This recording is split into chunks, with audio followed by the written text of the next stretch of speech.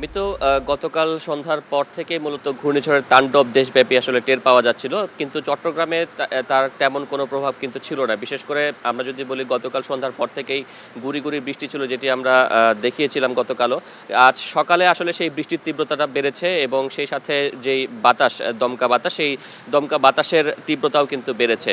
এবং তবে আসার কথা হলো যে মূলত যখন জোয়ার এবং বাতাসের তীব্রতা বা ঘূর্ণিঝড়ের আঘাতটা একসাথে পড়ে তখন কিন্তু ক্ষয়ক্ষতি বেশি হয়।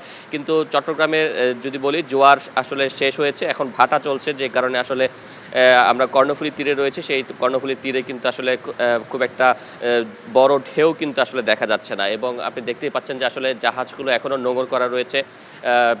সতর্কতা সংকেত হিসেবে জাহাজগুলোকে মোহনা থেকে অনেকটা উঁচুতে, অর্থাৎ শাহ আমানত সেতু সংলগ্ন এলাকায় নোঙর করতে বলা হয়েছিল। সেই নির্দেশনা অনুযায়ী জাহাজগুলো কিন্তু এখনও নোঙর করা রয়েছে।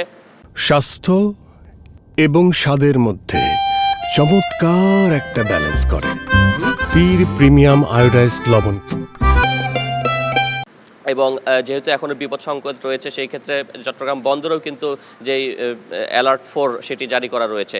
তবে এখন পর্যন্ত ঘূর্ণিঝড়ে চট্টগ্রামে বড় ধরনের কোনো ক্ষয়ক্ষতির খবর পাওয়া যায়নি। তবে বৃষ্টির কারণে, অর্থাৎ সকাল 6:45টার পর থেকে মূলত বৃষ্টির তীব্রতা বাড়ে এবং সেই সাথে দমকা হাওয়া বাড়তে শুরু করে, যে কারণে আসলে আমরা খবর নিয়ে জেনেছি যে কিছু কিছু জায়গায় জলাবদ্ধতা সৃষ্টির উপক্রম হয়েছে। বিশেষ করে চট্টগ্রাম মহানগরীতে আপনি জেনে থাকবেন যে স্বাভাবিক বৃষ্টিপাতেও কিন্তু কিছুটা ভারী বৃষ্টিপাত হলেই জলাবদ্ধতা তৈরি হয়, তেমনই জলাবদ্ধতা তৈরি হয়েছে বেশ কয়েকটি এলাকায়। তবে 38 নম্বর ওয়ার্ড চট্টগ্রাম সিটি কর্পোরেশনের, সেখানে আমরা সিটি কর্পোরেশনের যে কন্ট্রোল রুম খোলা হয়েছে ঘূর্ণিঝড় উপলক্ষে, সেই কন্ট্রোল রুমের মাধ্যমে জানতে পেরেছি যে আসলে যে 38 নম্বর ওয়ার্ড রয়েছে, সেই 38 নম্বর ওয়ার্ডে আসলে কিছুটা বেড়িবাঁধ উপচে পানি লোকালয়ে ঢুকে পড়েছে এবং সেখানে কিছুটা জলাবদ্ধতা সৃষ্টি হয়েছে বলে সিটি কর্পোরেশনের পক্ষ থেকে জানানো হয়েছে। তবে এখন পর্যন্ত যে 15,000 মানুষকে আশ্রয়স্থলে নেওয়া হয়েছিল, অর্থাৎ সাইক্লোন সেন্টারে নেওয়া হয়েছে, তারা কিন্তু এখনও সাইক্লোন সেন্টারে অবস্থান করছেন এবং তারা প্রশাসনের পরবর্তী ঘোষণা, অর্থাৎ আবহাওয়া সম্পূর্ণ নিরাপদ না হওয়ার কারণে,